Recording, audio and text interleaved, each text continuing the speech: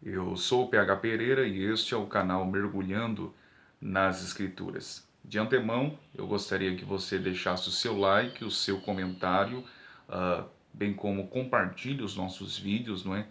Ah, Se inscreva em nosso canal e ative o sininho a fim de receber todas as nossas notificações. Meus irmãos, eu venho pensando sobre o assunto em apreço e pretendo comentá-lo, ou melhor, refutá-lo, não é? Ainda que de maneira sucinta, mas creio que os argumentos que vou apresentar-lhes em defesa da nossa fé cristã vai ajudar-lhe, ok? Meus irmãos, quando tratamos sobre o assunto proposto, não é? O tema, o Código da Vinci, não é? É interessante nós atentarmos para isso e quem nunca teve a oportunidade de ler o livro teve, portanto, a oportunidade de assistir o filme, não é? E nós devemos de atentar para alguns pontos interessantes no filme ou até mesmo no livro, não é? Que não compactua com a fé cristã, que são pontos seríssimos e por que não dizer até mesmo blasfemos, não é? Ah, o livro ou o filme Código da Vinci, não é? Ele especificamente faz 4 declarações, não é? Que na verdade são a tônica, não é? A primeira grande declaração que ele faz é dizer e também afirmar, não é, que o conceito da doutrina cristã da deidade, isto é, a divindade de Cristo, na verdade foi o resultado de uma votação dos líderes da igreja, não é, no concílio de Nicéia em 325 depois de Cristo. Meus irmãos, nós devemos de atentar tão somente que o Concílio de Nicéia ele foi um dos primeiros concílios ecumênicos da igreja. O que é um concílio ecumênico? É uma reunião de oficiais da igreja que se reúnem com o propósito de debater, discutir, não é? E refutar, tratar de questões doutrinárias uh, polêmicas, complexas, não é? Que estão envolvendo o contexto da igreja. Na época do Concílio de Nicéia, que hoje é a atual Turquia, não é? Houve uma reunião de cerca de 300 oficiais da igreja. Por quê? Porque um ensino herético começou a ser promulgado naquele contexto, naquela época, de que Jesus não era Deus, não é? E a pessoa, o herege, quem começou a propagar isto, não é? Chamava-se Ário, não é? Da onde se vem aquele conceito e aquela palavra bem conhecida, arianismo, não é? Porque vem do proponente, não é? Chamado Ário. E, portanto, um dos pais da igreja, chamado Atanásio, refutou com unhas e dentes a causa e a verdade do evangelho, não é? Na verdade, meus irmãos, o que nós devemos de atentar tão somente que o Concílio de Nicéia não criou, não inventou absolutamente nada acerca da divindade de Jesus. Até porque cristãos que viveram quase um século antes do Concílio de Nicéia já criam e corroboravam ou ratificavam, não é, acerca da deidade de Cristo. Por exemplo, Justino Mártir, Inácio de Antioquia, Irineu de Lyon, enfim, todos eles viveram alguns anos antes do Concílio de Nicéia e já criam, e nós entendemos isso em seus escritos, acerca da divindade de Jesus, clara e explicitamente. Portanto, o Concílio de Nicéia apenas ratificou aquilo que já havia sido dito por cristãos antes. A segunda declaração, meus irmãos, que o livro Código da Vinci faz é afirmar que a Bíblia, especialmente os evangelhos, foi organizado pelo Concílio de Nicéia, especialmente pelo imperador romano supostamente cristão Constantino. Eu devo dizer-lhes que a suposta conversão de Constantino foi uma bênção de Deus. Por quê? Porque Constantino ele findou com a perseguição, não é? Obviamente, mas elas foram inseridas dentro do cristianismo bíblico, genuíno e histórico? É claro que sim. Todavia, devemos dar graças a Deus pelo Eterno ter levantado Constantino, porque senão nós estaríamos ainda em grandes e ferrenhas perseguições. Portanto, Deus levantou Constantino a fim de findar com a perseguição. Conta-se que ele teve um sonho, não é?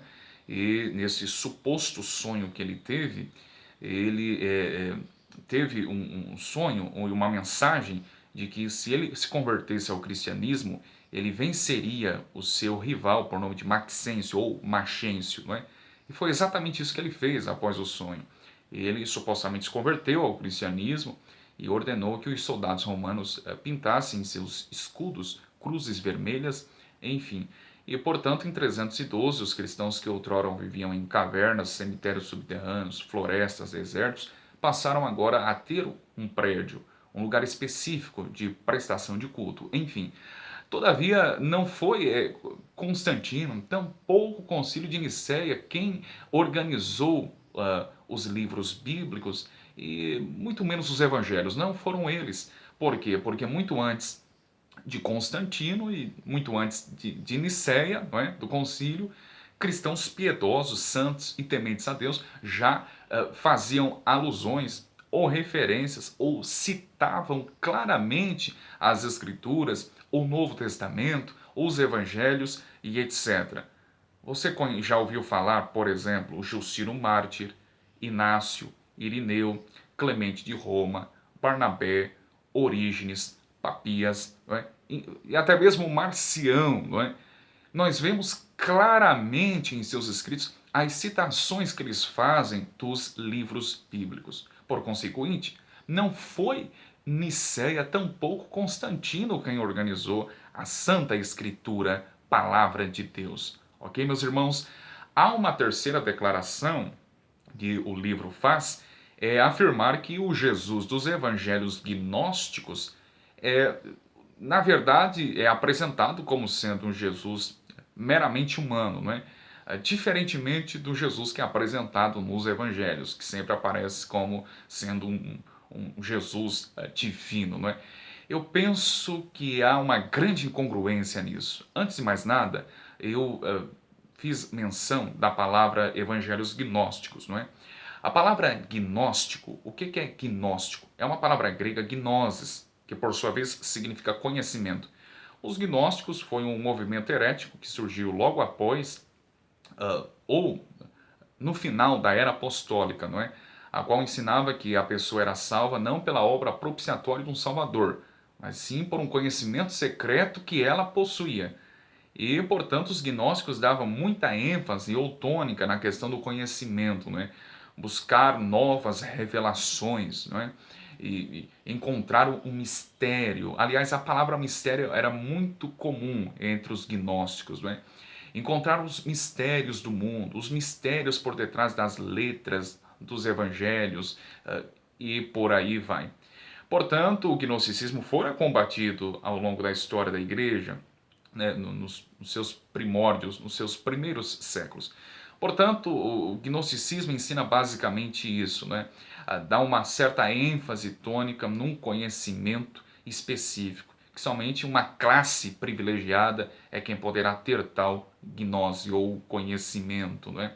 E os evangelhos gnósticos, por sua vez, provavelmente vocês já ouviram falar, como por exemplo o evangelho de Tomé, de Maria Madalena, não é?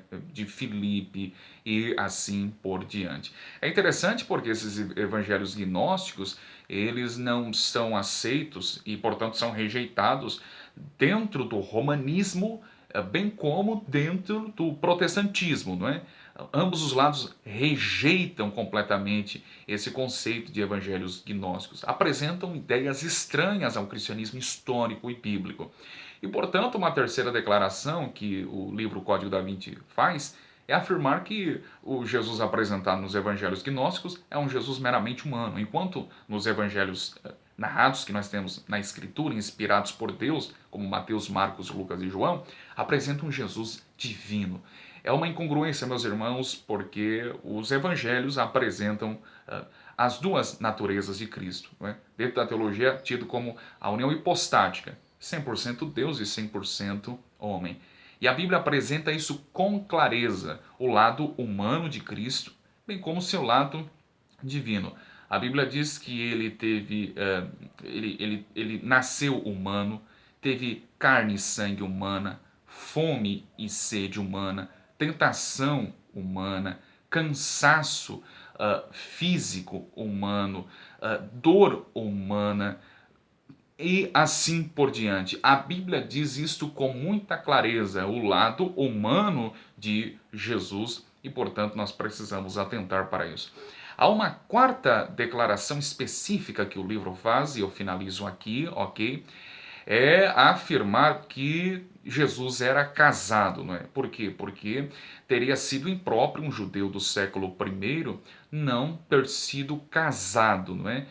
E, por consequente, afirma-se que ele fora casado com Maria Madalena. Que blasfêmia!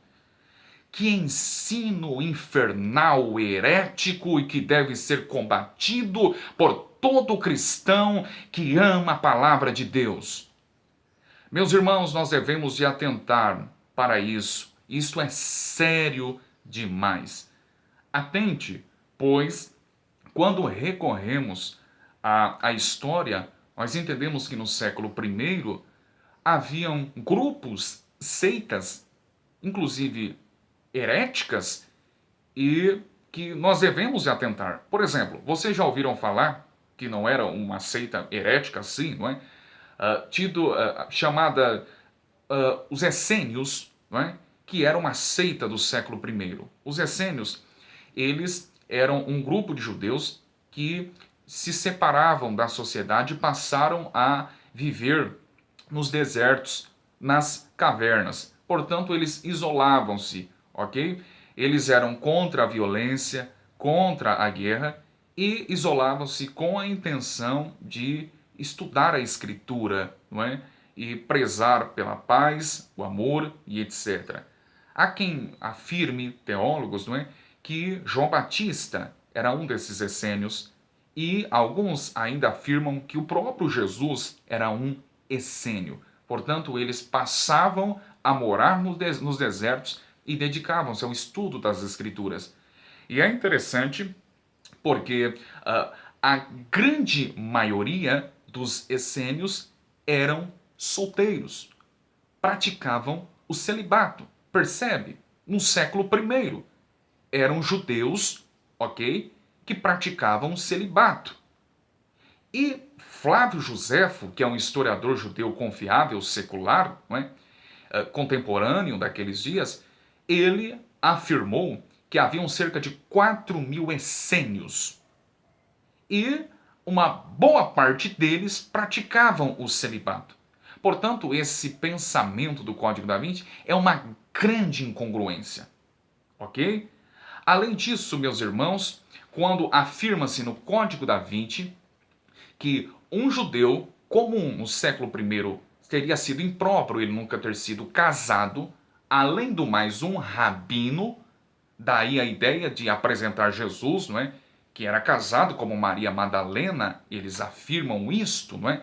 É interessante porque quando os discípulos ou os apóstolos chamam Jesus de rabi ou rabino, não é? É, na verdade, mais um termo genérico para professor do que propriamente que ele tivesse sido investido como rabino ou como um mestre. Portanto, meus irmãos, nós devemos pensar seriamente nesses argumentos. Além disso, os evangelhos gnósticos que apresentam esse Jesus que não se harmoniza com o ensino bíblico, eles não tiveram uma autoria de Filipe, Maria Madalena, Tomé e assim por diante. É por isso que eles são tidos como pseudepígrafo. O que é pseudepígrafo? Significa falso escrito. Por quê? Porque coloca em dúvida uma incógnita, não é? Acerca da autoria. Não é provável que Maria Madalena escreveu, que Tomé, ou que Barnabé, ou que Filipe escreveu. Por isso é pseudepígrafo. E é interessante porque estes evangelhos, por sua vez, foram escritos nos séculos 2 e 3 depois de Cristo. Os apóstolos, nenhum deles eram vivos nesses séculos. Todos eles morreram no século I. Como é que Filipe, Barnabé, Tomé, Maria Madalena escreveram esses evangelhos, não é? Supostamente atribuídos à sua autoria, se todos eles morreram no século I?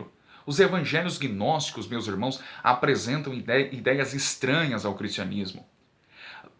Atente, porque eles vão apresentar argumentos defendendo o hinduísmo, o espiritismo e assim por diante.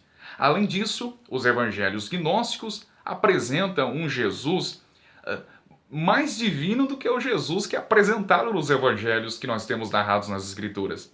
Apresenta um Jesus que opera milagres quando criança, não é? Fazendo um passarinho de barro e fazendo com que ele voe, tenha vida, contradizendo o ensino bíblico do Evangelho segundo João, capítulo 2, onde ensina que Jesus principiou os seus milagres em Caná da Galileia, onde transformou a água em vinho e antes não havia operado nenhum milagre. Portanto, este ensino deve ser rejeitado por todo cristão que se preza. Ok, meus irmãos, eu espero ter os ajudado. Abraço.